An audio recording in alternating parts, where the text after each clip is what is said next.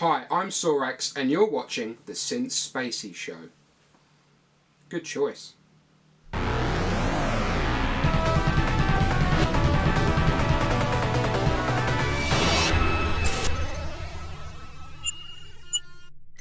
Since Spacies.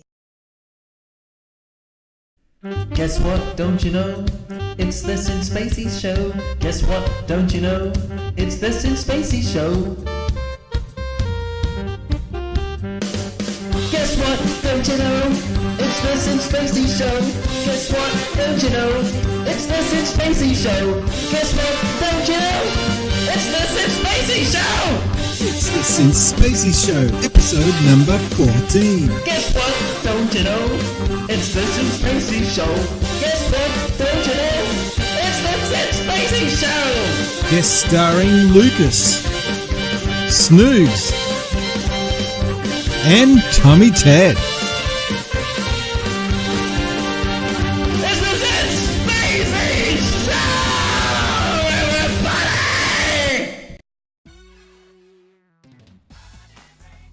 Or are we on your head?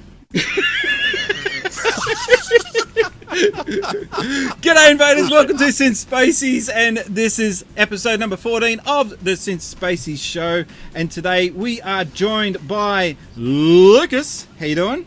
G'day! Hello everybody! I'm doing fine, thank you very much for having me. And we've also got Snoogs, live from Mount Panorama.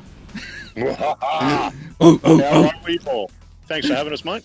I love your studio. And we've also got Tommy Ted on the channel for the first time. So two newbies. How you doing there, Tom? Hello. Very humble. You couldn't shut you up before, but now you just hello. Hello. Oh, I'm trying to be polite for the recording, so sorry. Oh, okay. And we have got a stream deck loaded up with questions, and we've got also we're streaming live on Twitch, and we've got 7 people watching. Not a huge audience, but you know what? We get what we can. It's an audience. It's an audience. They've taken the time to watch, and I fully 100% appreciate that. Lucas, we're going to start with you quickly. We've already been through the intro questions with you, so I'm just going to quickly ask you, what are you playing currently at the moment? Well, if you want to save time, we could just go back and watch the Since Spaces Show 13. Hasn't changed. Because it hasn't changed. I play Call of Duty every night, and damn, I'm getting real good at it. I saw your clip where you... Oh, yeah, where you fluked right at the end. fluked, mate. You said you thought you were going to die. Shut up. You thought you were going to cark it. So No. Look, I mean, it was stressful. But yeah, that was training that got me through that. That was 6 people because they were reviving as I was killing them, and I managed to get them all. I was just sad to see those arcade machines getting shot up. But anyway. Well, they're already destroyed. They're in Piccadilly anyway. That place is rough as guts. Do you have any projects that you're doing? Any 3D printing? Because I can see that 3D printer Mark II in the background. Yeah. You got 2 of them. I need to get one. I'll buy your old one off you. I've got currently, which is 3D printed, that needs to get painted. I've done a larger Deadpool, so I'm going to be doing a Deadpool bust. I've also got a Witcher, of which it's actually a replica of Henry Cavill from The Witcher as like a little bust, which looks really cool. So I'm going to be painting that one. And I also have ready to print, haven't printed them just yet, but I've got some superheroes that have retired. I've got Batman and Superman, and they're just both big fat double chin guts hanging out of their asses hanging out. It's so cool. It's retired superheroes, so they're going to be printed next. I'm so boring. If I had a 3D printer, all those games in the back there would be having holders for the... trays. That's all I want out of it. I don't. You're taking it to the next level. Well, you know, there's practical prints, and then there's stupid shit, and some people do stupid shit. A bit of column A, bit of column B. Yeah, okay. Yep. And Snoogs, you're going to get the intro questions. What was the very infamous intro? First console and game that you got with it? Oh, first console and game. That's that's a long time ago. First console was the PlayStation original. Oh, really? Okay. What? Yeah, But you're I did 100. I would have expected some sort of like color code Pong. shit. EcoVision or something. Yeah. No, Yeah, we never. yeah. I never had a console. The first gaming thing that I ever got, I had to buy myself. So that was mid to late '90s when I started working, and that was the first one, and it would have been probably Gran Turismo with it, the original. Got Yeah, it. so Game. hence you being a PlayStation fanboy. Gotcha. That's where it started. Yeah, so it's kind of just stuck with me. Are you going Xbox One or PlayStation? Sorry, Xbox Series X or PlayStation 5? PS5. Totally. Okay. Okay. So, favorite game of all time? Favorite game of all time. We had this on our show last year actually, and I said probably the second Uncharted for the most memorable stuff. But most time that I've spent, game that I have a version on just about everything possible, including VR. So it's Skyrim. I've sunk so many hours into that thing and keep going back to it. I don't think anyone's ever replied that yet. Skyrim. No? And no, I'm not bagging it out as a choice. It's a credible choice. I'm just thinking back though. I can't ever remember having anyone say Skyrim, and yet you can get it for any device known to man, including maybe a Samsung fridge or something. It's currently downloading on my air conditioning remote. Yes. And what I don't have much in the way of nostalgia stuff, so... Okay. Well, you can get nostalgic about Skyrim. It's still the latest game in the series, That's true. which people keep forgetting. And what's the current game on the Snoogs playlist? I mean, I can imagine you being at Bathurst right now, which we'll get more into in a second. Maybe the latest Gran Turismo. No, I'm all about COD still. Okay, can't get him away from COD. Lots and lots of Call of Duty. I'm very much like Lucas, getting better at it and spending pretty much every night on it. Not touch COD years. Just not my thing, but that's not to say I wouldn't enjoy it. I don't have time for it, I guess. But yeah, Well, I know. neither had I. And I got this one because it had the campaign. Yeah, because they had the campaign and it was like a reimagining. Started that one and then got stuck into the multiplayer, and man, I haven't put it down. oh, okay. And Tommy, do we call you Tommy? Ted? What are we calling you? You can call me whatever you want. There's Tommy Ted, there's Ted Bear, there's Tub, Dickhead. Jesus. Oh yes, and there's Aussie Jesus and Bearded Rock God and all that Twitter universe stuff. Bearded Rock God. Yes. But you played That was into that Mafiosos. so well.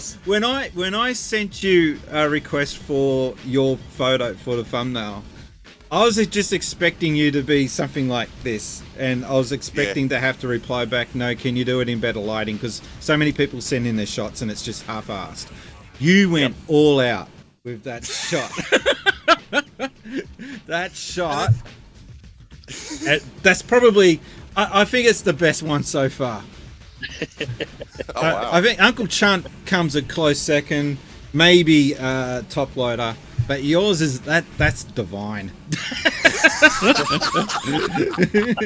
The real question is how long did it take for you to put the fitted sheet back on your bed? Fortunately, it was a spare and I was standing right next to the linen closet. Well, it looked legit. I got a question for you. What was the first video game system that you ever owned and the first game on it? So, no surprise, the Mega Drive. It was originally bought for my dad, but when I was born, I just inherited it. And when I came along, we had Echo, Sonic 2, James Pond 1 and 3, and Altered Beast. I'm trying to remember what 2 was like. 2 was one of the better ones. James Pond, that is. James Pond, yeah. Yeah. James Pond 2 was the one where he was in the North Pole and had to save Santa. Yeah, and it had a stack of Penguins biscuits advertising in it. Yes. Which we never got here. So in Australia, we were just like, what's that? And favourite game of all time? Well, no surprise, Sonic 2. No, I'm a little surprised. Nothing else has come along since it's beaten it. Look, I know it's going to sound really obvious for me, but Moosh is that close. Yeah, I'm up there. I'm up there with that. But for me personally, the launch of Sonic 2 was probably one of those moments in gaming history that I'll never forget. It was just such a great time to be a gamer at that time. And what are you currently playing? A handful of Mega Drive titles. So some people might have seen my ridiculous new adventure into the world of WWF on Twitter. I didn't see that. Which Remember? one? Oh, sorry. Yes, where you're doing your own intro. Yes. So how much of that is acting? I'm putting it on. I'm not sure. I'm not sure. I am using the skills I learned from acting class as a kid into work. Okay. So currently playing WWF Raw on the Mega Drive and Truxton. Good old Truxton. Snoogs, I've got to quickly ask you, why are you filming in a car? Can you please explain? I'm filming in a car because I've wanted to. We've spoken a few times about me coming on the show, and wanted to come on the show and said, "Yep, sign me up. I'll be there." Not realizing what this weekend was. Once a year, I make a pilgrimage up to what I classify as my Mecca, which is Mount Panorama, and I'm here for the Bathurst 12-hour race. So if anyone is watching and not familiar with what Mount Panorama is, if you played Forza 5 on Xbox One, that was the 6, 7. Yeah, that's the Australian track. And you are right, it is a mecca. Every kid growing up in the 80s, 90s used to sit there glued to the TVs every year watching that race. Yes. And for me personally, watching the Bathurst races as a kid growing up, it was great watching the technology. Australia was one of the first countries in the world to get a camera shoved in the cars as they were running around on the tracks. I used to just sit there waiting for when they would switch over to the dash cam, the live dash cam. That was just nuts back then, because you used to seeing the cars from an outside camera, and then all of a sudden, not only were they showing the camera inside, but they were able to move the camera left to right. That was insane. That was just so novel. They've got cameras in the wheel arches showing the disc brakes, how they glow. Yeah. But back then it was a big, full-size, on your shoulder size camera sitting next to the driver. It was pretty full-on stuff. But Australia revolutionised most of that, and also stump cam. That was another one Australia did that a lot of other countries in the world didn't have. Yeah, they didn't have that technology to get a camera right in on the action. So I'm pretty sure you'll find that the porn industry was the first to have stump cam. We're just going to leave it. We're just going to let him hang there for a bit. Right. Anyway, we're going to get to the questions, but I don't seem to have my questions with me. Hang on a second. Here, I'll give it to you. No. Hang on. Grab it. No. Hang on. Oh. Plug.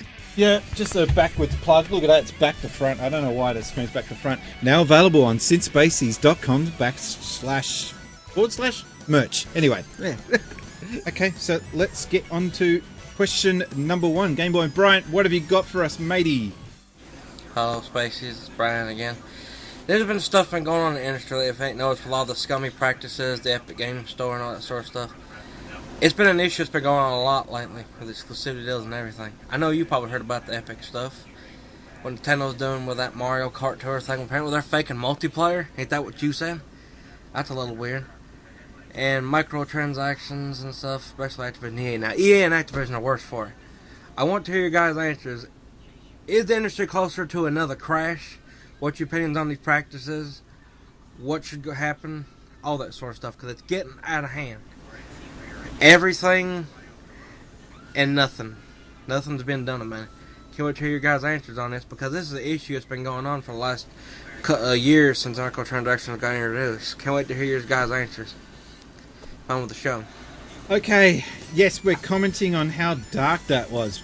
Game Boy Bryant, did you record that using, I don't know, a Virtual Boy camera? It was all red and black. I don't know. I know we always give you flack for the dark lighting, but there's a reason for that. It's too dark. Go outside. But you've got to give credit, though. Yeah. He sends in questions. Sorry, Lucas, what was that? He sends in questions, though. Yeah, I know. I was going to get to that part. But if you've got an issue with going outside, he says he can't go outside because there's a big dog outside. That's it. That's the excuse. That's fair. Get a big T-bone. Give it to the dog. Go outside. There's people out there. Hang on, wait. I'll just give my ex-girlfriend a call and ask her to go away.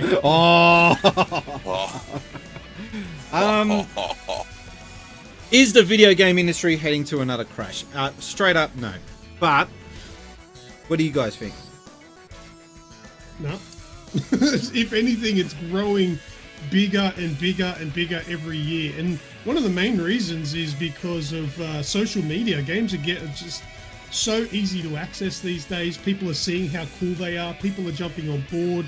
And the video game prices for brand new stuff is coming down, which is quite good. And it just seems way too strong. All the nerds are rising. It's not going anywhere. Rise of the nerds. It is. I like that. Rise of the nerds. Yeah. Somewhat frightening, though. Yeah. Nerds of 2020 are the new bullies. Yes, that's right. They're bullying the what was they called? Jocks? Yeah. Snoogs, what's your take on this? I think the retail side of gaming is probably dying off a little bit, but not the actual gaming industry itself. If anything, it's going from strength to strength. Gaming is very quickly becoming a mainstream art form, and it's being accepted as an art form, which is good. What I was going to say is that it's bigger than the music industry and film combined, isn't it? Is that what they're saying now, or was that too much of a push? It's bigger than both of those, but I don't know if that's bigger than both combined. Yeah, I don't know. I know it's growing, and it's a multi-billion-dollar industry every year, but it's I like the fact that it's being more and more accepted.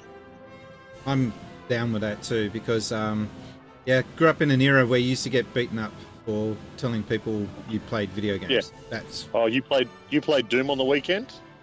Here, get something thrown at you. I'm talking pre-Doom. I'm old school, remember? Tommy.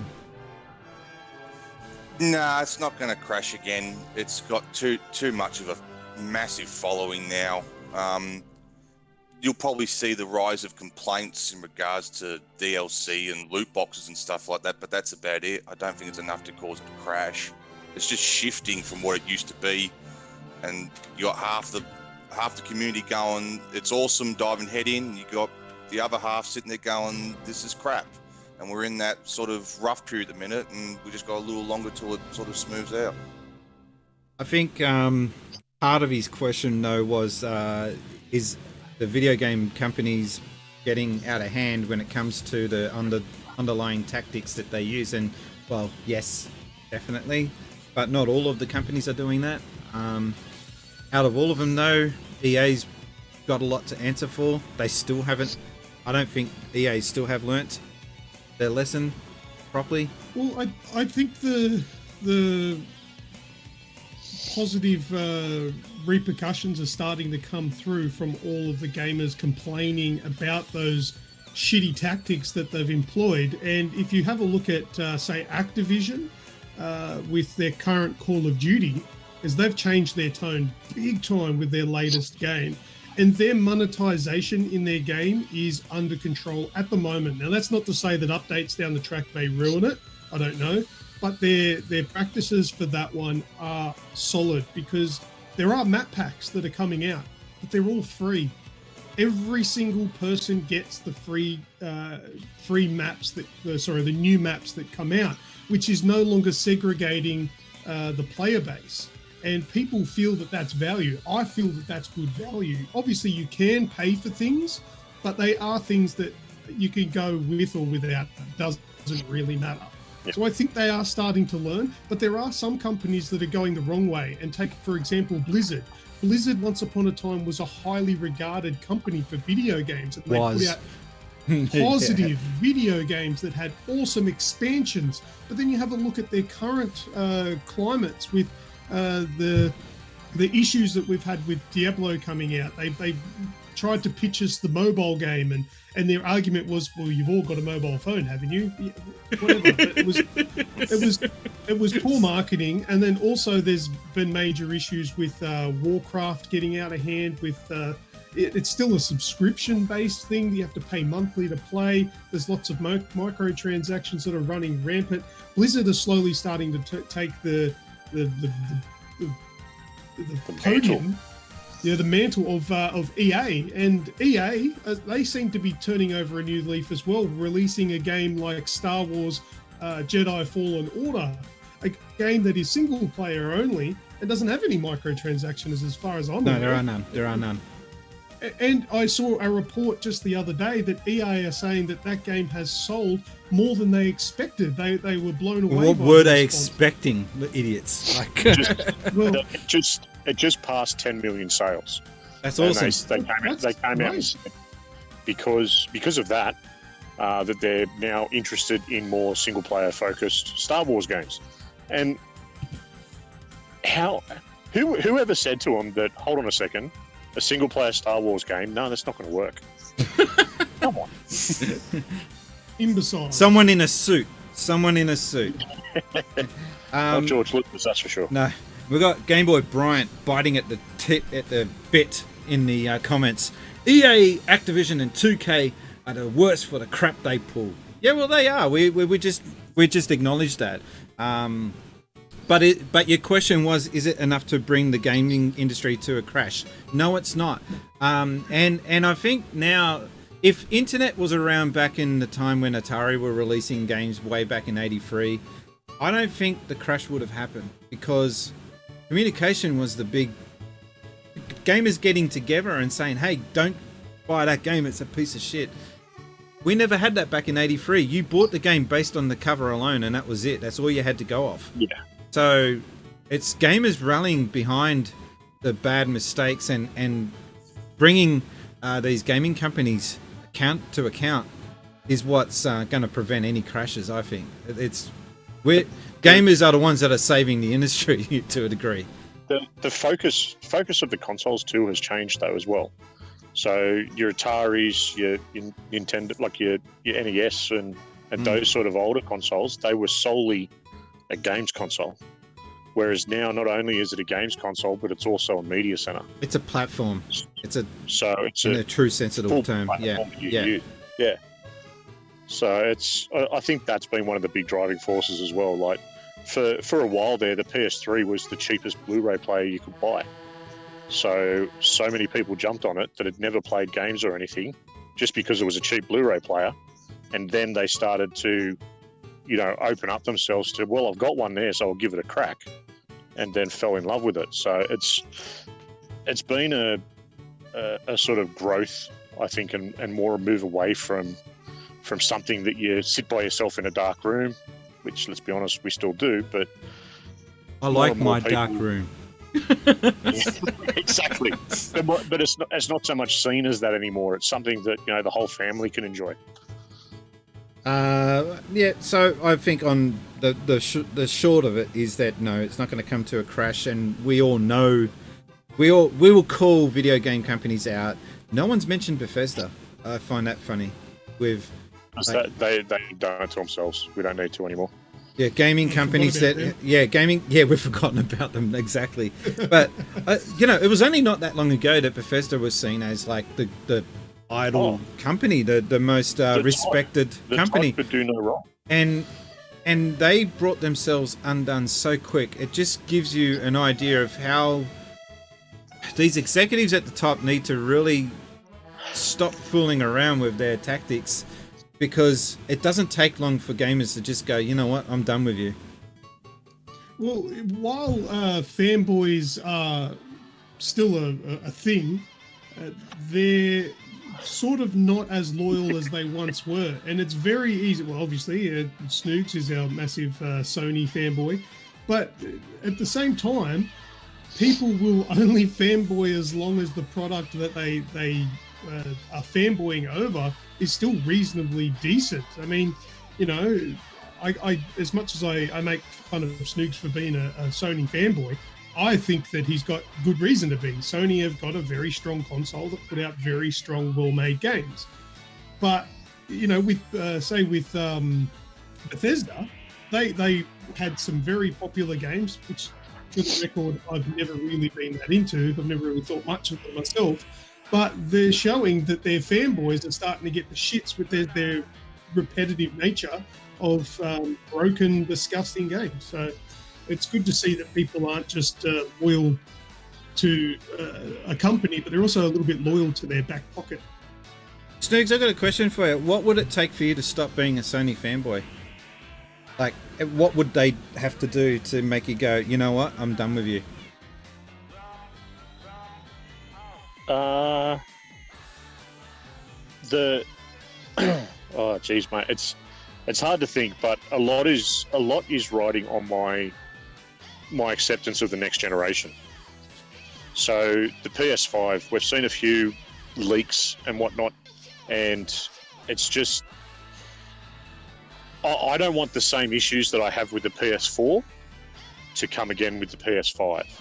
And one of the biggest issues is I cannot sit in my lounge room now with my headset on and not hear my PlayStation, which is, what, 2.5 meters away? And it is an absolute jet engine, and it's the PS4 Pro. Oh, so your Pro's doing that as well. One. Your Pro's doing that as well. It's not wow. the original version of the Pro. It's the new version of the Pro. I heard mine. So, I was playing just Shenmue 3, which is not exactly the most taxing game, and it was sounding like it was going to take off. And that was with the aircon on. I had the aircon running, and I could still hear it. I can sit in my office at the other end of the house, and when I stream, I remote play my PS4 to my PC. It just makes things a bit easier. And I can hear it in the lounge room. And if my wife's in the lounge room and trying to watch a TV show and it starts pulling up, she gets the shits and comes and asks me to turn it off. Oh, wow, that bad. Oh, it's insane. And seeing some of these PS5, you know, leaks and rumors, like the dev kit, I thought that was phenomenal because it was just a different design. It looked cool and it looked like it could actually cool the unit properly. But then I've seen these, you know, leaks of a commercial unit and it looks like a rounded version of the PS4. And it's just, no, I'm not interested in that because it'll have exactly the same problems. And when the fans spool up, means the thing's getting hot and the performance suffers. Everyone mocks the Xbox One, the VCR model, the original. But one thing they got right, I think, was the cooling in that. There was no way that was ever going to overheat. It's no way in the world. I've seen those original VCR ones teared down, and there is just so much space. There's a massive and fan. It's huge. The fan and the heat sink on that could probably cool my car. It's awesome. It's awesome. And the power pack outside the box was a pain in the ass, but a good idea. Well, that's they stopping. That with the Xbox One S because that has the power thing internally still, and it doesn't ramp up. But mind you, the One S does run at 480p, so it's probably not going to do that much. Yeah, doesn't. But the Xbox One X still has it internally, and it still runs fine. That's true. Yeah. That's true. Yeah. We're going to move on. We've got another question here. Thanks, Game Boy Bryant, who's still defending himself in the chats there. I never bought a game based on the cover. It would have been a big mistake. Yeah, but you know, we were younger back then. Hey, look, I've got a little trick for you. Hey, who? Yeah. Oh, it's not working. What? What? We got there. Game Boy Bryant, but I don't know. He's joking, saying that he's going to get his mum to get a spotlight and shine it on him next time he's asking the question. Cliff TV says, I fanboyed over my Xbox 360 hard. Now on PlayStation 3 or PlayStation all the way. I don't know. Emerald Ranger says, for me to stop being a Sega fanboy would require Sonic to break into my house, rape my pet cats, then burn down the house and force me to marry a gorilla. Oh, Jesus. If that happens, I will become an even bigger Sega fanboy. I'd become a Sega fanboy again if they started making console. Oh, yeah. That was a bad day in history. But anyway, we'll move on. Thank you very much. We're going to question here from Cameron Hons. Cameron, what have you got for us, matey? Hello there, everybody, on the Since Spacies Show. I've got a question for you all. And my question for today is, how likely do you think Nintendo will open up a Nintendo World in Australia? Because, you know, one's popping up in America, and they're also building one in Japan. I think if they ever do release one in Australia, it'll probably be built down in Melbourne, because Melbourne gets all of the good shit. They get all of the video gaming conventions and everything down there. And you know, that's not fair, because I think Sydney really needs some more conventions and places for gamers to enjoy, like events and shit like that. I know we used to have a Sega World here, and that was really cool, but that didn't last very long because of the management.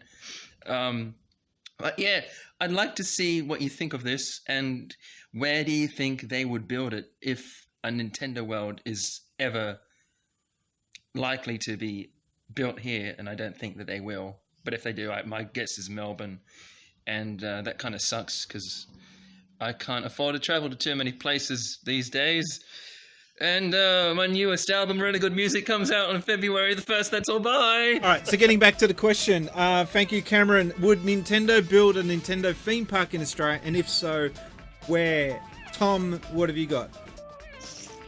I don't know if they would actually come out here. I mean, even though we've grown with our video game stuff here, we're still on the small side a tad bit. If they were to do it, I doubt it would come down here, actually. I reckon they'd want to go where all the tourists are, which is the Gold Coast. So if they were to do it, I dare say they go up there. Yeah, because in his question, Cameron was saying that he believes that Melbourne would get it because, quote, Melbourne gets all the cool shit. Well, we've really only got PAX. That's kind of really it. You don't have a fun park down there, do you? You don't have fun. We've got Luna Park at St Kilda, and that's really the big one that we've got of anything like that. I mean, there's a couple of smaller ones, but they're, to be quite honest, they only attract hillbillies. Because they're out in the middle of nowhere. Oh, Bogan's cool. Melbourne has something that the rest of the country doesn't have, and that's Tommy Ted. Oh, you should have your own fun park. You. So, you reckon it would be Gold Coast, which is kind of where I'm leaning to. Although there is a bit of a movement to get more stuff out west of Sydney. What are you laughing, Snoogs? What was that eye roll? Jeez, I'm from Western Sydney. I've lived my entire life in Western Sydney. And you're thinking, why bother? Exactly, mate. Like, we had Wonderland that went belly up, and that went belly up more because the land was more valuable than the park.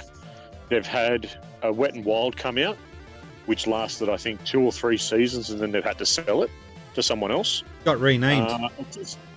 So it's got a rename now. Which I didn't know until just recently. I've only just learned it. What is it now? Wild and Wet? Oh, I don't know. It's like... Almost lost me orange juice. Like, I think it's called like Wild Rapids or something. That's the thing, they don't even advertise it. You don't see it. No, like, it's just... I don't think... In case of the question, no, I don't think Nintendo would build a theme park down here. We as big and as great as the country is, Sega when it even. comes Oh, no, it's to Nintendo.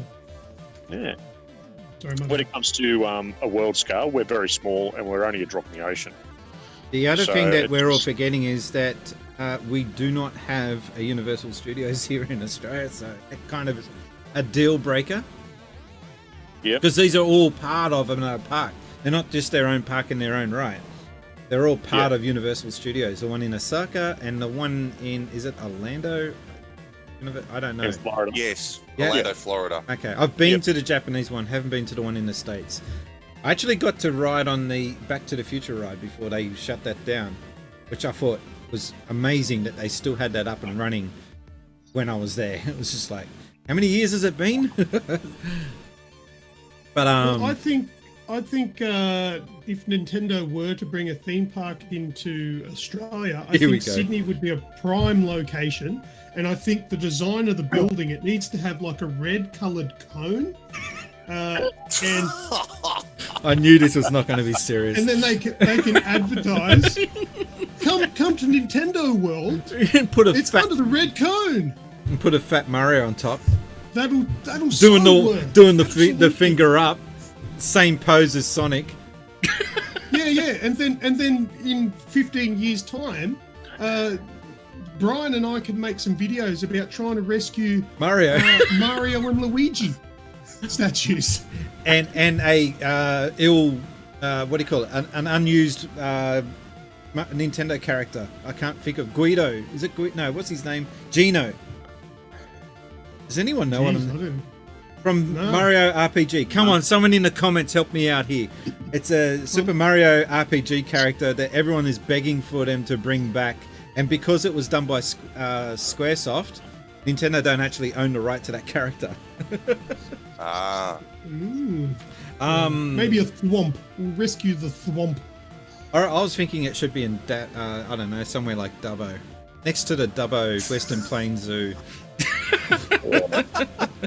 Out in Dubbo. So you can go to Nintendo World, then you can get beaten up and robbed afterwards. And on that note, we're going to move right along. Thank you, Cameron, for that one. No, we didn't answer that seriously, but no, I honestly don't think it's going to happen. If I was going to put it anywhere, in all honesty, I'd put it in Melbourne. Melbourne has such a different culture when it comes to gaming. There's more gaming studios. There's more gaming, related places. That'd be the place for it. Whereas in, what was it? Uncle Chance was saying that there's not really a gaming culture in Brisbane. In Brizzy? No. Yeah, which is I don't know. It's a bit weird. Maybe the weather just brings them outdoors more often. I got no idea. I've not really been to Brisbane too often, so I don't really know too much about their, gaming culture there, if they have even got one. Next question is from Retro Kaiser, who is lurking in the comments section. What's he saying? And all that. He's commenting about how ACT's on fire, but still the Parliament House is not yet destroyed. We've got a fairy world near Geelong. Fairy world? Does anyone know anything about this? About what? I've got a bit in St Kilda. very.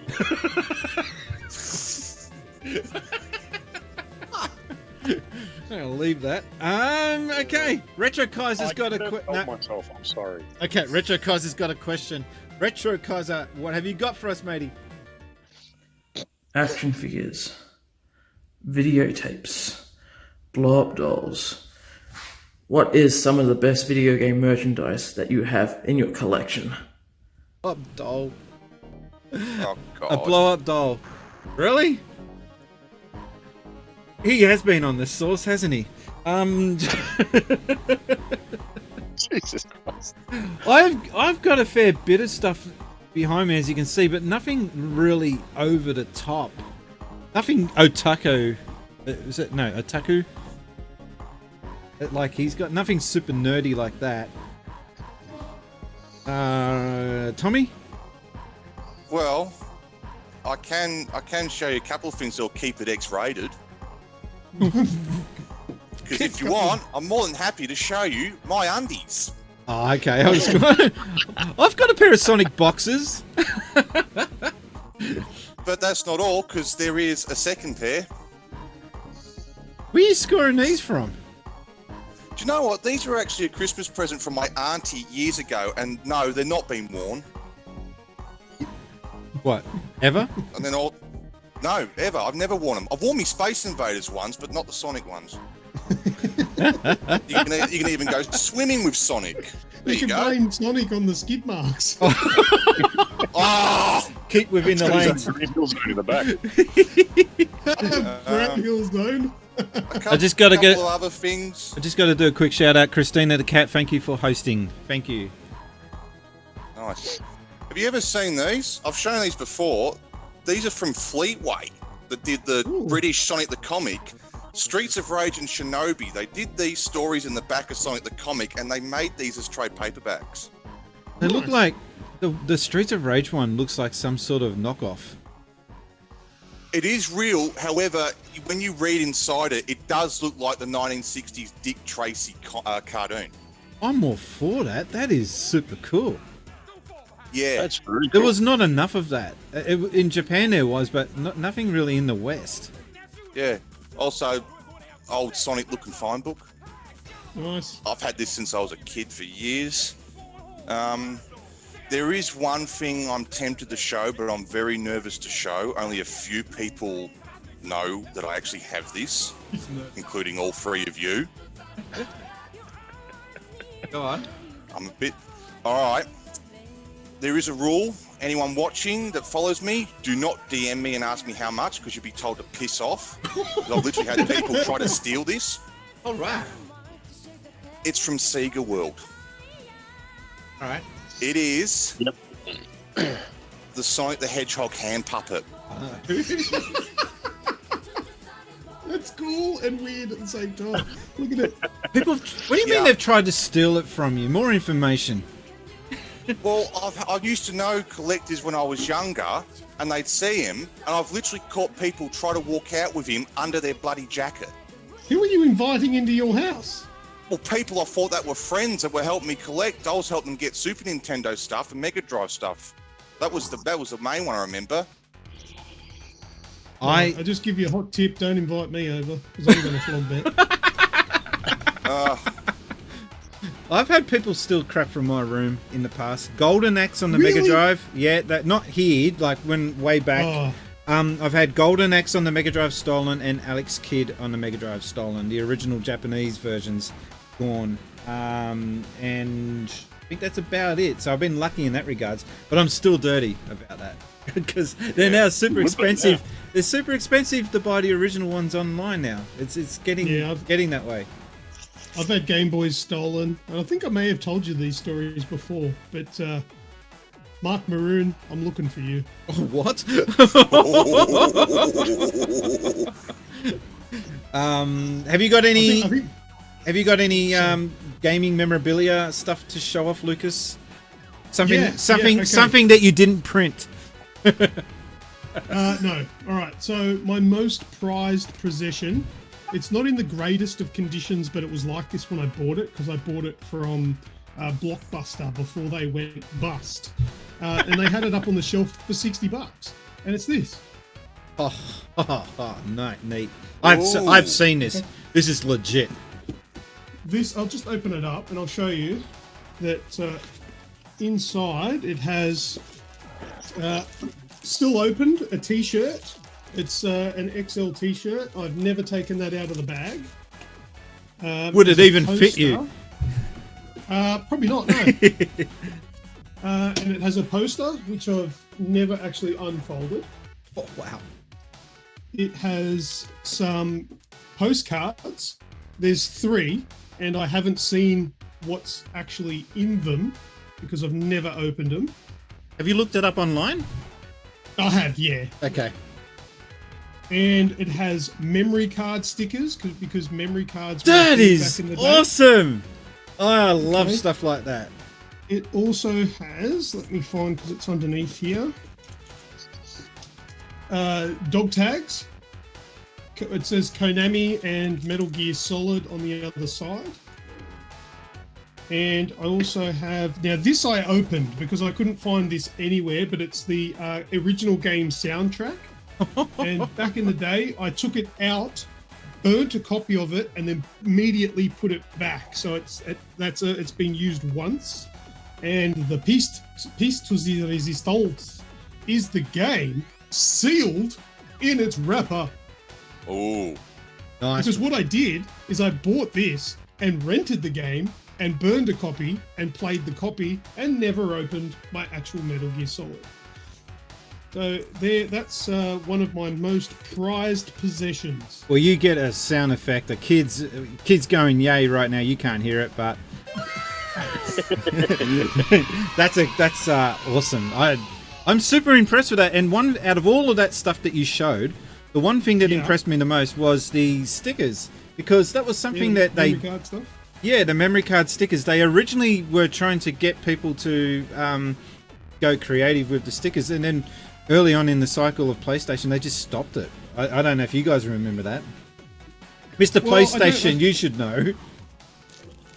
Well, no, I didn't know much about that, but I never saw many of them that were worth looking at. You know, they obviously came with blank stickers to write on. But No, but Ridge Racer came with Ridge Racer themed stickers for your memory card. Yeah, see, that would have been good if they came with the game. That would be sick. They should keep doing. They should have kept doing it, but you know, they just figured it's just cheaper if we don't. Well, true. Snoogs, do you ever remember seeing any Fiend memory cards stickers? Yes. I do remember them being a thing for a little while there, but very, very few. It's a shame. I think there was Gran Turismo ones, but that was probably all I remember seeing. I think, yes, Sony, I think, dropped the ball on that one. They missed it, an opportunity to make that like an ongoing thing. But I don't know. Maybe it's just better in their pocket that they just sell them the game for $90 and don't put anything with it except instruction manuals, which you don't get anymore anyway. Indeed. Snoogs, you can't show it off right now here, I take it, unless you want to go into your glove box and show the spare tire of your car, but no. which I assume he's got.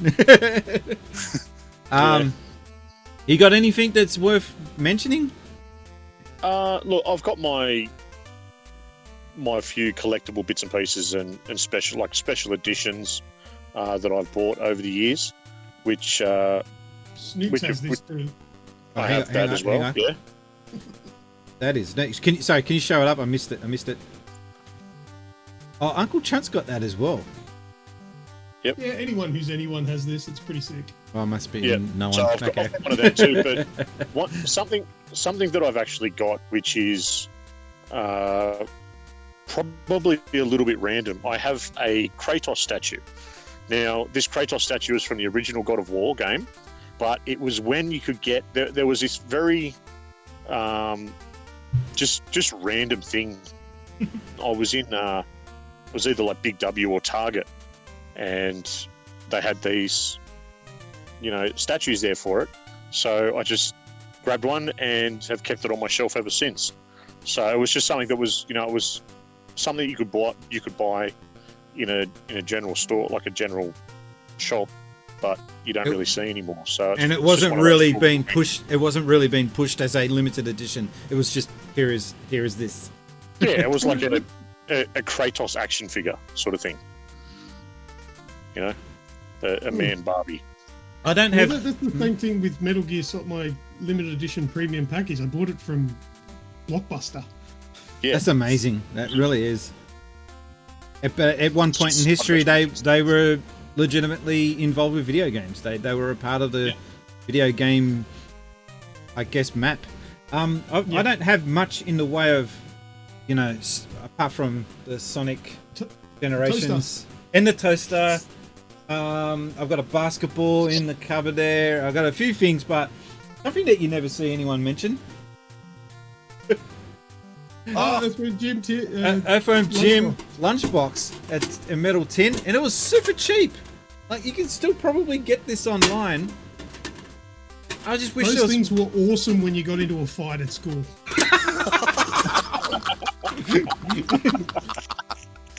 Fatality. Apart from that, I hate to disappoint, but there's a couple of special editions and stuff up there, but nothing that I think that I've got that no one else has, apart from Sonic 2 preview, like before the artwork was completed. I've got Sonic 2, just a cart given to me with the word Sonic the Hedgehog 2 written on it, and that was it. So You've logged it. that was given to us. It was, Sure. and bloody Gadler lost his, and actually none of the other guys have theirs. Oh, he miraculously lost his, but you've got one. Okay. Logged it.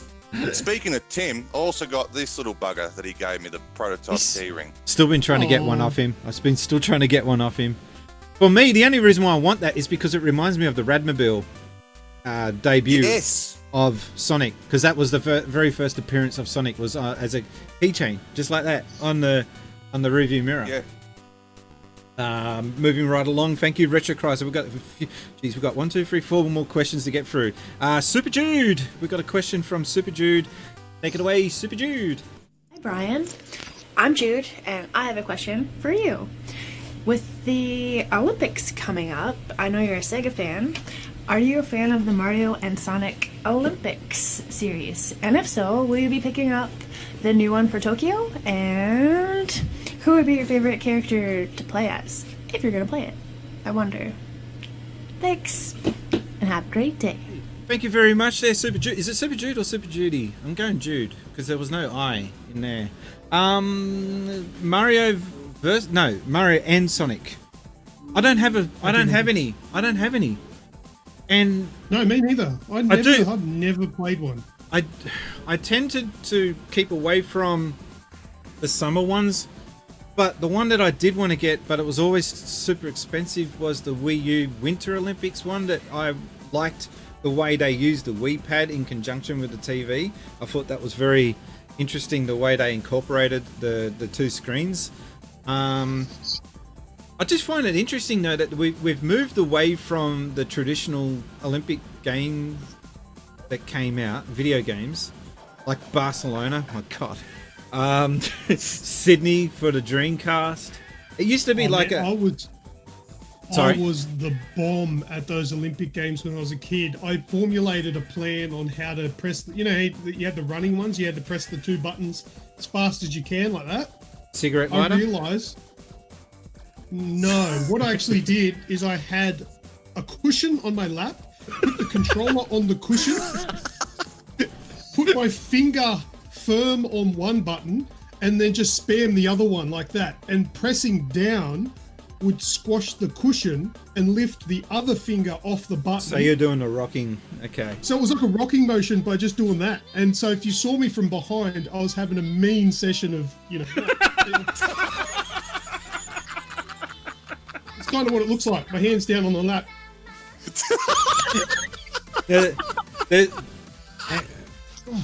Wow. I got... And I always came first. Oh. That's clipped. I clipped it. I don't know where to go from there. Tommy, have you got any of these Mario and Sonic games? Trying to bring it back. I've got the original one that came out on the Wii, and that's it. It was bought as a Christmas present, and I played it, and I went, what the hell is this shit? I hated it. I hated it, okay. I hated it. I hate that whole sub-series of both Mario and Sonic. I can't stand it.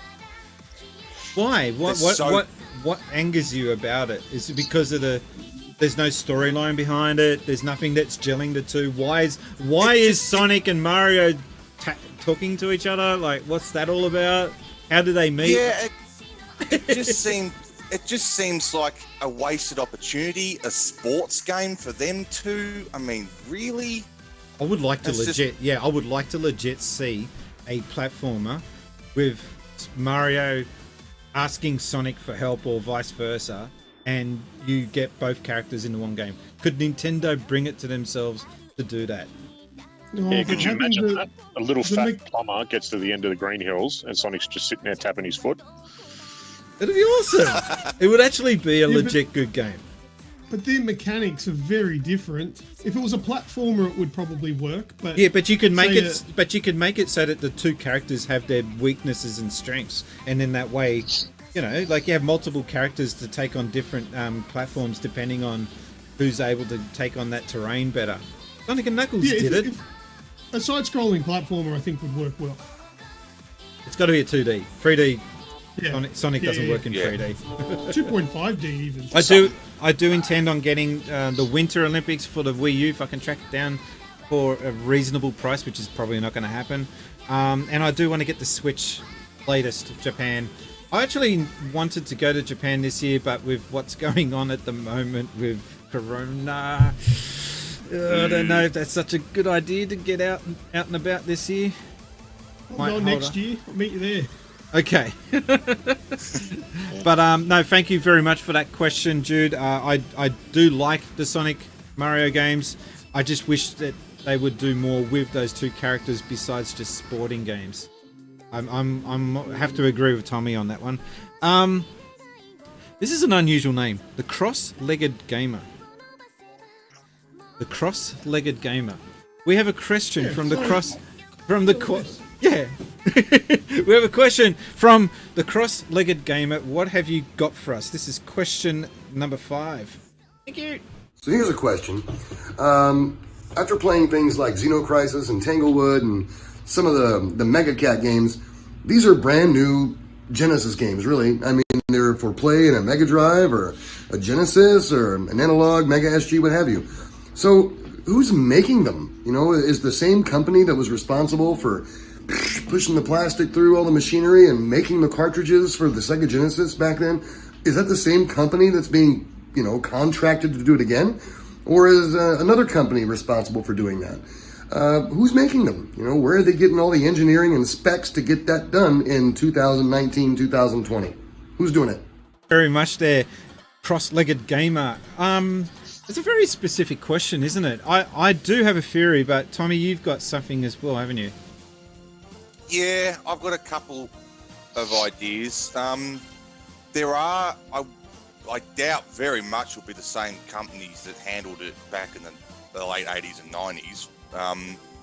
I do know there's a couple of small-time companies that are making the cartridge PCBs again.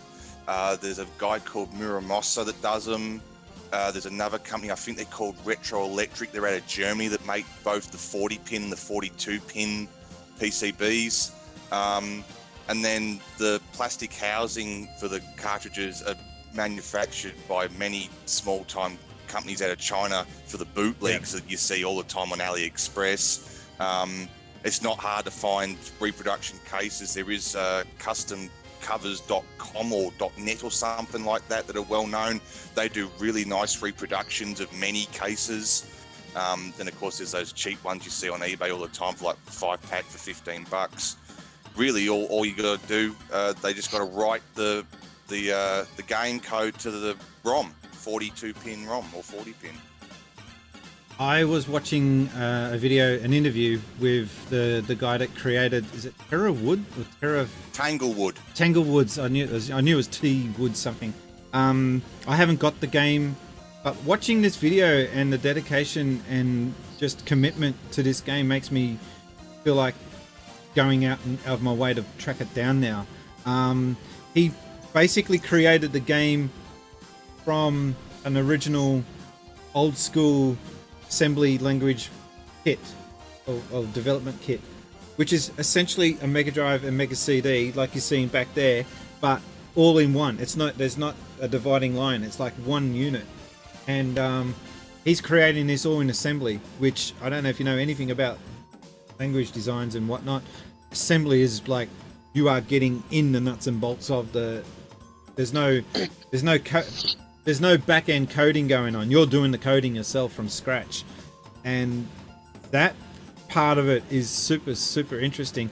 But the reason why I led to that video is I was trying to find out where would he have sourced the sourced the cartridges, and I think it's just trying to copy everything. They're the kings at copying what everyone else does. That was a hell of an answer from Tommy Ted. That was actually pretty damn good. I saw that question and I was like, I don't really know how to answer this, but I rehearsed my answer quite a fair bit, and here I'll just get it done now. Okay, fair enough. Thank you. And Snoogs, I take it you don't really have much on this one either? I didn't know you could. Okay. All right, thank you, guys. And the other question is, why would you? Why would you? Yeah. Why not? Why not? There's plenty of, like, retro gaming is at an all-time Snoogs high. hates retro games. No, it's not that I hate them. I don't played them backpedal. when they were new. I played it when it was new, so I'm not. It doesn't. I don't understand the draw to pay top dollar to remake technology that's been moved on from. I got a different take to that. I got a different take to that. I am interested to see what current game designers can do with that technology that perhaps programmers back in the day couldn't do using current gaming mechanics on 16-bit. So no, fair enough. That's the interesting part for me. I get it's not for everyone. People like playing Fortnite, don't want to play anything else. I get that, or they want to play COD. But yeah, hey, with the new technology in Call of Duty, I can press a button in game and have a look at my watch. Can't do that on 16-bit. You know what's amazing is that they have games like that where there's a device within the game that's running in real time in the game. Like, I find it interesting that the racing games, Forza, the dashboard is like its own little computer within the game as well. That kind of stuff always... See, that's the brilliant thing about living your life in the retro scene. When you see something like that, it blows you away. Well, we take it for granted, but they're in real time. They are actually... They're not just sitting there static, is what I'm getting at. Dude, you're live streaming, you're recording, we're talking to each other in different states. That shit's possible now. We're living in good times, and I don't take it for granted, is what I'm saying. Very good. I think I was going to also say that getting those cartridge blanks would be just a matter of going to whoever got supplied EverDrive, because they're still something you can buy off the shelf, and they use the same technology. All right, I don't think we're really passionate enough about this topic. We're going to move along, but thank you for the question, Cross-Legged Gamer. We're dealing with PlayStation fanboys here, sorry. Wow. I'm pretty sure there's only one. There's only one in this room. Okay. The next one is from... gaming fanboy. Okay. This one is from the legend, the man himself, the top loader. All right, I'll be back. Go make a coffee. Top loader, mate. Question number 6. What have you got for us?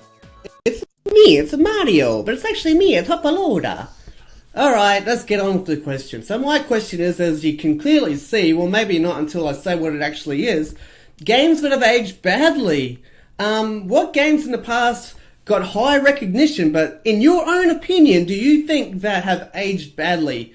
Obviously, my opinion is that Mario 64 has not aged the best. It is still fondly remembered. The game is fondly remembered. I'm not denying it. And I still think the game has its place in history. But for me personally, the game itself is a little bit lacking compared to other Mario games that have come after that. Well, that's just my rambling now. So I've already asked the question. What's your answer to my question, if you can even remember what my question was? Because I can't even remember what it was. I'm serious, what the hell was my question? Oh yeah, games that had aged badly. Prime example. Actually, not a prime. Altered Beast is the prime example. Well, actually, no. Altered Beast, really, is the prime example. But this one's up there. I mean, everyone's going to hate me for this, but you know what? It's my opinion. Okay? It's just my opinion, and I do love the game. In its own way. Just not in a way that it's meant to be loved. My walking stick. Yeah. Top loader's asking the question, and you see this cane come out from the side. Yeah. Yeah. No, mate, we're joking. We're only joking. We love you, Toppy, but man, You're punished sometimes. Name a game that was once highly regarded, but has aged badly. Ocarina of Time. Yeah. 94% or whatever it got. Yeah, it was a great game, revolutionary in its time, but play it now. It just aged so badly. I do love the lock-on mechanic that they introduced. I thought that was a groundbreaking mechanic. Another one, and then it's Nintendo 64 again, GoldenEye. Let go of it, people. It's bad. It doesn't play well. It was good at the time, but it just we've moved on. Let go. You had to hold the right bumper to aim.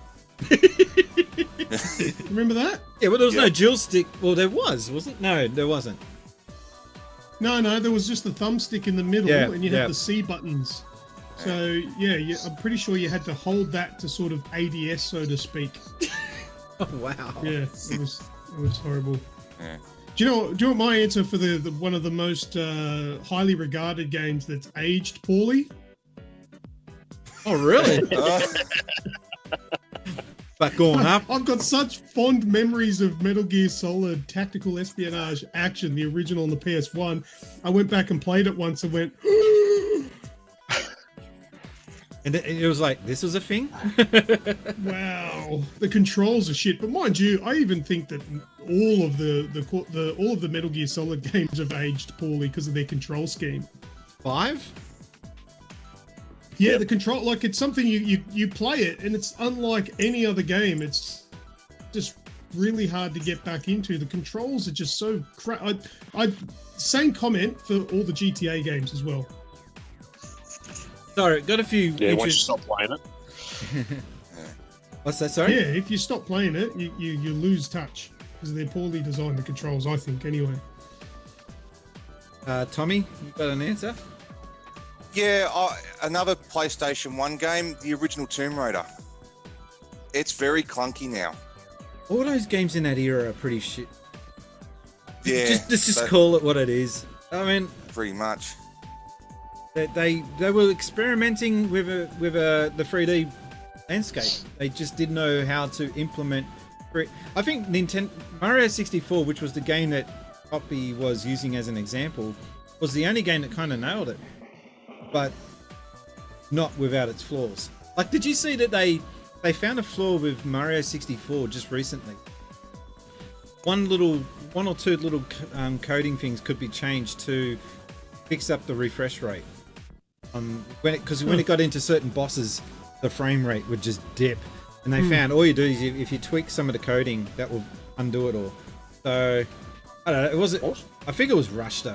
Like, they were pumped. They were under the pump to get that out before launch. No updates back in those days. No, that's another thing. Well, they've got one now. If you can, I guess you can't patch a cartridge. Once it's done, it's done. Yep. We've got a few comments. I want to get through some of these. We've got, let's not start a fanboy war on the show, guys. What? Here's the It's My Opinion shield. Zico Nuts has written. Zicon Nuts. I always struggle with usernames. Gurney has written in the original Virtua Fighter and Virtua Racer. Virtua Racer overrated? I love that on the Switch. Don't you dare knock Virtua Racer as Virtua Fighter I can cop, but Virtua Racing? No. That plays well even now. The one from me is Final Fantasy VII. Don't. No. Why? Oh. No. Yes. Why? I agree. No. That, as much as I loved that and had such fond memories of it, I have tried to play it recently and near on through everything just out. I just had enough. You know, if you get the HD version, you can actually use trainers in it, like it's built into the game, to speed it up because it's so goddamn slow. It's aged. It has aged poorly. It's a game that was absolutely phenomenal, and at its peak, it was the premier game. But no, not anymore. I don't care what people say and how much they go back to it and still love it. No. I do love it. And I really hope the remake is more like Final Fantasy 15. Well, it's going to be. What's your They released another trailer today, and it's just looking every bit as good as you'd want it to be, and it's only a third of the game. that's the part that spins me out. The original Final Fantasy VII, there was in-house fighting over the design of the character design. That's why it goes from the video scenes, they look different, and then when you go to the actual game, then they change. I hated that. That was one of my biggest hates about the game, was that it had Cloud look totally different in cutscenes to what he looked like in the game. Yeah. Hey, have a look at the chat there. Gernaldinho says the original Tomb Raider. He is spot on with that. Yeah. That game was the controls. If you play that now, you'll break it. Well, they're horrible. They're tank controls, aren't they? They are, yes. Yeah, they were horrible. Okay, let's move right along because we've got one last question to go. God, I didn't realise we were going for so long. Okay, we better wrap this up. Uncle Chunt has got the final say in all this. Uncle Chunt, what have you got for us, matey? Hoi hoi, Uncle Chunt here. I am supplying Brian with a question for his Since Spacies Show and guests. Hopefully you find this an enjoyable one and it doesn't get a no or not really type answer, which I know some of these do. So just bear with me here and think. Okay, everyone has a lot of franchises that they're a fan of, right? We've got Transformers, Superman, Gears of War over there, Xbox. It's not really a franchise. It is the platform of games that I play on. There's Power Rangers. I'm just looking around the room. Not all of them have games, and if they do, they're not good. There's only one Power Rangers game that's good, and it's that 2D fighting game, that Battle for the Grid. It's actually gotten really good over the last couple of years. And Transformers has been like 2 good games, and Superman, let's not go there. So, do you have a franchise or a property that you've loved forever, or that you really hold dear that never received a video game, be it a movie, TV show, a comic book, a cartoon, whatever, or, you know, sports or something? I don't know. Is there a sport out there that doesn't have a game that you love? I'm always curious to know, like, there's staple franchises that are always getting games, but there's all these unknown things and things I don't know about, and I'm curious to see, like, if there's something that doesn't have a game yet that you love, would you want one? What is it, and what game would it be, and how would you like it handled? I think that's a pretty interesting question, because not everything gets games these days, because everything's risk adverse. Yeah, so I'm very curious to know what you guys say. Anyway, Uncle Tony out. Enjoy the rest of your show. Can't wait to see you guys on it. Toodaloos. Guys, if you could hear the chat that goes on while the questions are being played out, oh my god. Uncle Chant, 1 minute or less, huh? Are you trying to beat the top loader with the world's longest question? Thank you for your question, though. We were trying to discuss it while the question was being asked. I suggested the Thunderbirds, maybe, if they could do it properly, but Tommy was saying that there was a PlayStation 1 game. Yeah, I do remember seeing it at my local Video Easy. There was one. I actually never played it, but I do remember seeing it. I can think of another one, Doctor Who. There was an Amiga game called Dalek Attack. Amiga game. Encyclopedia. There was another one on PlayStation 2, but it was top trump cards. And then there was one on the Wii, but it looked like a Nintendo 64 game. Oh no. Yeah. So there has been Doctor Who games. I can't ever remember seeing it on a cover.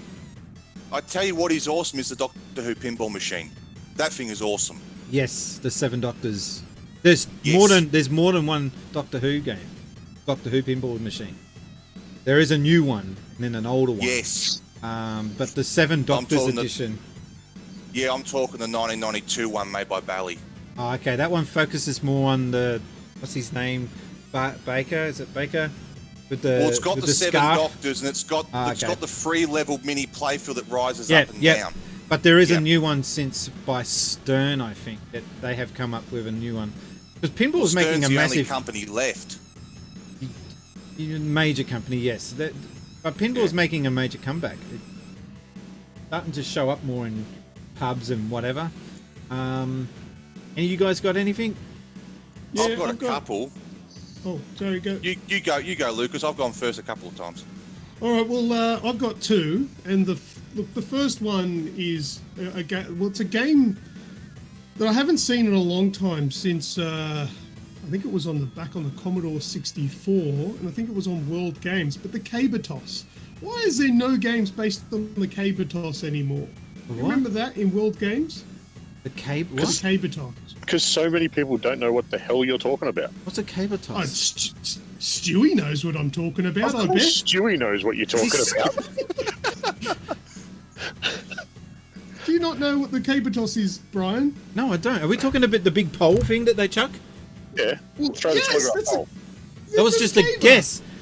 That was only a guess because you mentioned Stewie. I would have not had any idea otherwise. But I've seen the sport. We need more of that.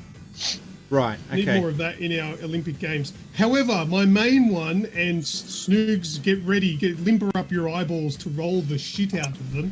But the game that has been massively neglected is Splinter Cell. Oh, shit. Where is my Splinter Cell? Ubisoft.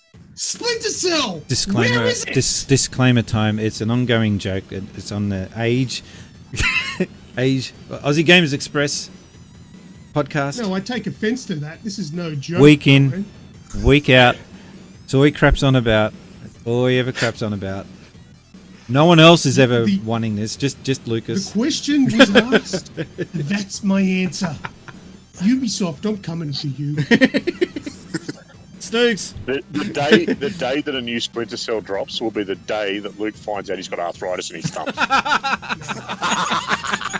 Look me in the eye, Ubisoft, but I be hard. Tommy, go for it. Yeah, I got a couple. First one is the Phantom, the Ghost Who Walks. Oh, yeah. There was Side-scrolling beat 'em up.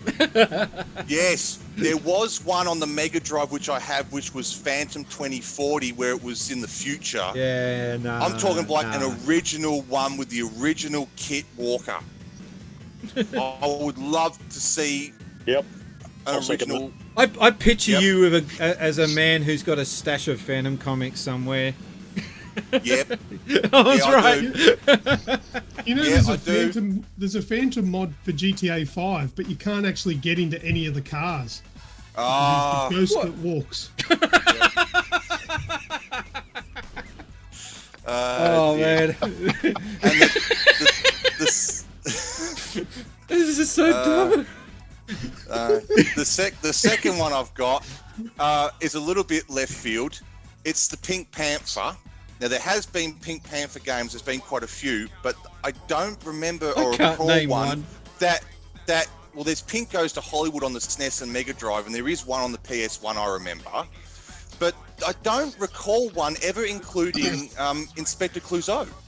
It was actually the Pink Panther himself, but I don't remember.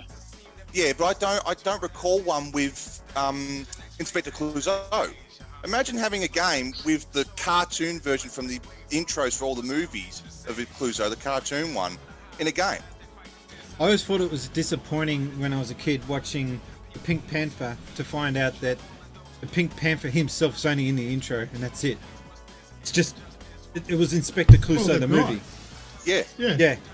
Like, what was that about? I wanted to see the Pink Panther. I'm here for the Pink Panther. We got to watch the shorts. It was, not really what I was there for as a kid. I just remember being so disappointed. I can't think of anything else though. Indoor cricket in general. I mean, there is that yearly. There's been plenty of them that have been all right. I would like something that is a little bit left of field as well, where it's a more espionage game where you've got to learn sort of more about the world around you. So whether like Splinter Cell was good for espionage, that was, you've got your sort of target and you're very lineal about how you go about it. But even something where it incorporates. Do you remember the old Where Is Carmen Sandiego? Yes. Yep. Yeah. And Carmen was last seen boarding a plane with a flag with a triangle on it. You know, and you had to work out where she was going. It was just something that, you know, you can get a bit more involved in. I love those games that you get really involved in. You've got to think. So things like that, and anything ghost hunting. Okay, I like I do like that idea of using little subliminal clues to try and suss out a problem in a game. Snatcher was like that on the Mega CD.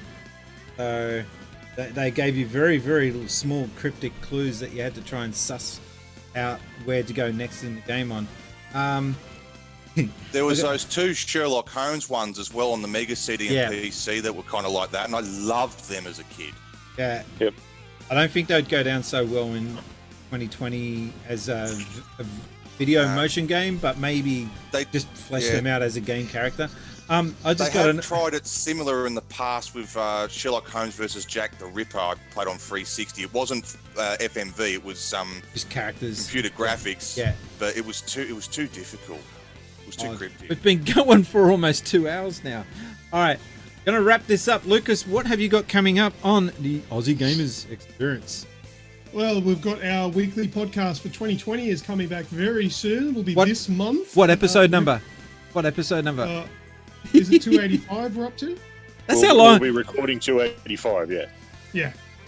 Can I just say, props to you. 285 episodes. This is episode number 14. Yep. Prior to that, it was episode number 13, I think, of Yes Another Bloody Gaming Podcast, which still means I'm only up to 26. So, massive, you know, for the effort that you guys put into that week in, week out. Guys, if you're watching, what's the website? www.theagexp.com. Get on there, subscribe away. It's worth the effort. They do put in a solid effort week in, week out. Any ideas what this week will be about? Well, no, I'm not sure. We haven't exactly put it together. I just know that it'll be this month, so it might be in another week or two. And it's also available on iTunes. It's on Stitcher, iHeartRadio, Spotify. It's available everywhere. It's on our YouTube channel as well. So all you need to do is search for the Aussie Gamers Experience on whatever podcast catcher that you choose, and it'll most likely be there. It's always about video games, and it's always crazy fun. With barking dogs in the background. Snoogs, what have you got coming up? We've got the podcast. I'm partway through a review of some Pro Controllers at the moment, which I've been playing with, which have been a lot of fun. So it's the Razer Pro Controllers, which is I actually asked someone how to say this from Razer. Kaiju, wasn't it? Yeah, so it was the Raiju and the Rayon. Raiju, Rayon. Okay. Yeah. The Raiju and the Rayon. So the Raiju is your standard Pro type controller, and the Rayon is a fight pack. So it doesn't actually have the thumbsticks on it. It's just for the fighting sort of games. Wow. And both of them actually pretty cool. So hopefully very soon the unboxing and reviews will be up for both of them. And other than that, just more me being a fool playing Call of Duty on Twitch. I gotta also say props to you guys. You also seem to manage to get these items sent in to you to review. Lucas had the Xbox bad. Also what was that last one? Gave away. Yeah, which you didn't want. No, it was a prize. It was a prize. All right. But what was the mobile phone that you had that was a gaming phone? What was that again? That was Razer? the Asus ROG phone. Oh, Asus, sorry. Yeah. But Snoogs also had the Razer, what's it called? The Jungle Cat. Jungle Cat, yeah. What he comes up with these names? Yeah, they're bizarre, aren't they? The Jungle Cat, that will sell. Yeah, it's the Jungle Cat's a kind of like Switch controllers for your mobile phone. Which is popping up left, right, and centre now. All these companies are getting on. Good. Yeah. When they work. Yeah. All right. It seems to work with the Xbox streaming service, so that's been all right too. All right, and Tommy, Ted, what have you got coming up Just for those who probably don't know, the Golden Axe book. He's doing a audible reading, the audio version of the book. It's actually finished. Yeah. How many parts was that? 10? 8. Close enough. Okay. Yeah. Do you do do you do the voices or do you just read it out mono? Like No, I attempted. So I want to hear your Tyra Flare. It was basically just this a tad higher, lacking a little bit of testosterone. That's about it. You must have had fun. How far into that before you stopped thinking, God, what am I doing? Before you just went, okay, I'm doing this. The end of part 1, chapter 2. I honestly thought, I had the idea and I thought, yeah, how great would this be? And then I did it and I thought, what the hell have I done? And I thought, oh, well, it'll be funny. Everyone can look at, oh, look at this dickhead. So I uploaded it. And for some reason, it got a small cult following and it took off a little bit. And I thought, oh, I'll at least finish it. But the worst part was someone DM'd me and said that the Sega Power book series, they had the other books. And so they sent me the PDF files of them. Suck, man. Hey, but what you got to do, you need to add that little chime that goes to let you know when to turn the page. Oh, I remember that. Yes. Look, I'm experimenting a bit more. I've done research, sadly. So there is at least. I can't wait to put it on cassette so I can play it in my Teddy Ruxpin.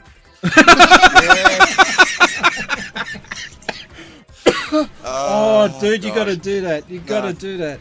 So there is going to be at least 3 more. Because to just at least finish off the Sega. This bloke sent me about 12 files. I know I'm going to do 3. Okay. So, but besides that, I do know what the next one is. It will be Road Rash. So I've started reading it. I haven't recorded anything, but I've started reading it just to get an idea of how I'll do it. But other than that, I'll just continue the Sega Mega Drive stuff that I'm doing, and I've got to finish off the Capcom Beat 'em Up bundle. The Knights of the Round video went up yesterday, so that's about it. Well, me personally, I'm going to be doing a State of the Channel video tomorrow explaining what's happening with the channel. I have taken a bit of a, not a 100% break, but a wind back on the YouTube channel because of my recent operation. Still getting there. I'm still not 100% with the energy. Energy's just been zapped out of me. By the time I get to about 2 o'clock, I'm comatized. I'm just like... So... I'm slowly getting the energy levels back.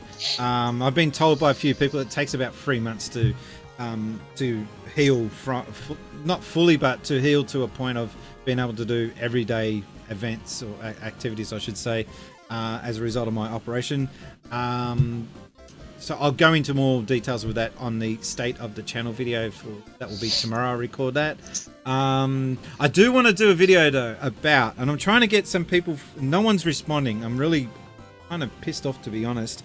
Trying to get some people from overseas to submit a video explaining why they pronounce Sega the way they do, and when did they discover Sega as a company? Where did they get familiar with the company as a gaming company? So that's a video that I want to do. I've got 10 minutes worth of footage from the top loader on that one. And there's a reason for it, because like we say in Australia Sega, but overseas they say Sega, and it's not as black and white as that. Everyone goes, oh, it says it on the start of Sonic, you dickhead. Like, no, what about before Sonic the Hedgehog? There was no voices in the game, so we just had to make it up. But there will be more revealed on that video when it comes out eventually. And I've got my vlogs. I'm going to be doing more vlogging with my little gadget that I've got for going outside, the gimbal. Anyway, guys, you guys have, especially you, Snoogs, you've got a race to tend to. Yep, they've been on break for a little while because I think Reggio's getting bored. He keeps wandering past. I'm just going to see if we got a bit thrown at us from the Game Train Twitch. Thank you, Game Train. These are the guys that actually organised our PAX panel. So massive power to Callan. Yes. Gold. I still want Golden Axe Revenge of Death Adder on console. Sega, make it happen now, please. What was that? Were we talking about? I don't know. I mean, they are making that arcade one-up machine, but that's about it. It won't come out here. And Gern's saying, as you wrap it up, I'd just like to say thanks for an entertaining stream. 2 hours flew by, and so glad as a shift worker in the UK with the time difference. I was glad that I could catch another one live. Thanks to all. And have we got anything else? Yay, I finally made it. Goffy also made it, and then I'm about to wrap up. Sorry, guys. Oh. Well, that's been another episode of the Since Spacies Show. If you missed this Twitch stream, it will be coming out on YouTube later. In the meantime, my name's been Brian, and I've been gaming since Spacies. Thanks, guys. Bye-bye. Bye. See yous. Oh, I feel like I'm at the end of a Saturday Sail the afternoon TV special. It was Sail the Century. They used to do it. They used to wave for 5 minutes. Yeah. I'm trying to find you.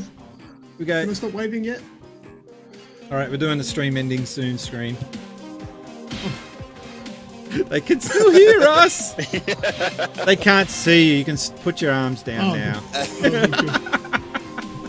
Good, because I could smell my armpit. Oh. That's why you kept it up. Wanted to keep...